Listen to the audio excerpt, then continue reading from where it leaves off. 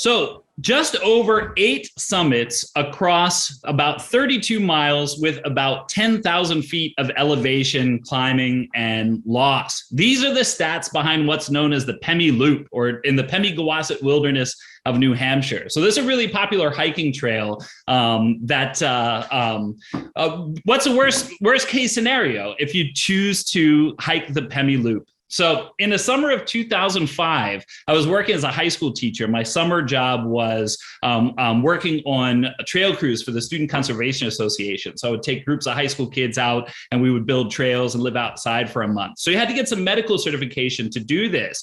Wilderness First Aid was the basic course. And then the step up from that was Wilderness First Responder, which was an 80-hour intensive course in the woods. You got to build cots and carry people out and bandage legs and learn how to do all sorts of neat things in the backcountry and stitch people up when you don't have ready access to medical supplies. So I did that Wilderness First Responder training in the summer of 2005 up in New Hampshire, which is when I first heard about the Pemi Loop.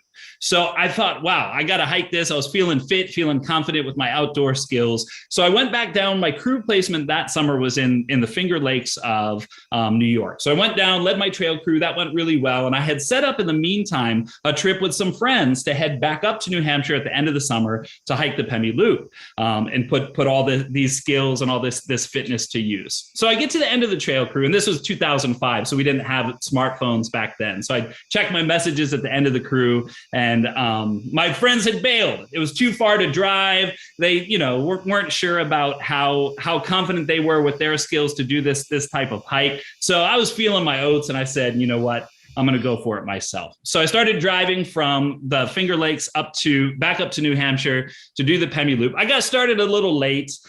So I ended up not making it to New Hampshire that evening. I had to stop and grab a hotel room on the way up, which set me back about 2 hours the morning I was intending to start. So I get up the next morning, I kind of slept in a little. I took my time. I had breakfast at the hotel. When I finally get to the trailhead, it's almost lunchtime. And I had intended to set out, early in the morning, right? But I'm still feeling pretty fit. I'm feeling like I can handle this. So I get all my stuff together, strap on my big pack, and just start heading down the trail. First couple miles are flat, so I'm feeling really good. I'm cruising. And as I get up to kind of the first turn, when you enter the lollipop of the loop and start climbing the first mountain, I passed an old couple. They looked like a seasoned couple of New Hampshire hikers. And the guy kind of looked at me and said, "Where are you going so late?" That's my New Hampshire accent, I guess. I'm not sure. He sounds like a pirate, but that's how I remember him saying it, right? "Where are you going so late?" And I just kind of brushed past him. I'm like, "Leave me alone. I'm hiking this mountain," right?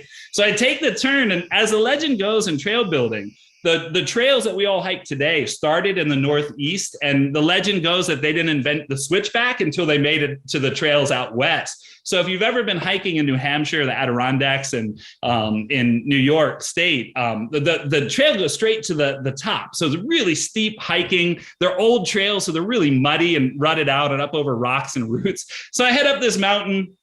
It turns out to be a lot harder than I thought. So I don't quite make it as far as I anticipate that first day. I make it up over the first mountain. There's 8 peaks to go. I'm not going to make it to the campsite I had marked on the map. So I have to bail out and go to the first campsite that I come across. So I get there. I'm licking my wounds a little, feeling like that, New Hampshire grizzled pirate that told me I was off to a late start. Didn't want to say he was right. So I set down on my platform tent, and I try to set up dinner. And when I go to set up my new backpacking stove that I feel all fancy because I know how to use this summer, it doesn't work. I can't cook my dinner. And so I can't cook my dinner. And then as the campground host is coming, because it costs $5 or $10 here for the Appalachian Mountain Club to pitch your tent here, I start digging through my pack. I can't find my wallet. So I couldn't pay him. So he gives me a little slip to pay this. And then thankfully, right after this, there was a guy at the campsite next to me that had a little extra food that he couldn't eat. He didn't want to haul it. So I had dinner thanks to him. But I set out the next night, and I'm hiking. I'm passing hikers left and right. In fact, part of the Pemi Loop intersects with the Appalachian Trail. So I was passing through hikers, just really feeling my oats. And one guy, as I cruised past him, I could almost kind of sense he stepped aside. He was like a little bit annoyed, right? And then as I hit the first mountain and I slowed down and he passed me back, he kind of grunted as he went by, like, "Yeah, See?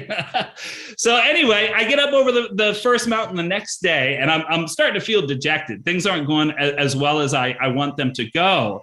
And I'm starting to feel tired, and I'm by myself. And this is kind of when some danger can happen, right? So I'm hiking along, and I'm feeling a little wobbly on my legs. All of a sudden, I went down and I felt a pop. I heard a pop in my leg, and I went down, and I had just done this wilderness first responder, and I thought, my gosh, did I just break my ankle? What happened? I knew this was pretty serious. Obviously, I didn't have any ice 4,000 feet up in the clouds and the mud, things like that. So I put my Nalgene on it. I just sat there, took off my boot for about a half an hour, and I thought, what in the world am I going to do? I'm not going to be able to finish this epic hike. So I look at the map, and there's a sort of a bailout trail, but I'm going to have to climb up over one more mountain. So I get my boot back on. I hold my twisted ankle up over it, and then the rest is descending. I had to do about 12 miles on a busted ankle, but at least it was downhill. And I get back to my car, and there's a paper plate. It's sunset at this time. There's a paper plate that said, "You left your wallet on the roof of your car. We gave it to the Rangers. The Ranger station is locked for the evening. So all I want to do is check into a hotel and get a pizza, but my wallet is locked up." So I call my dad, who's nervous about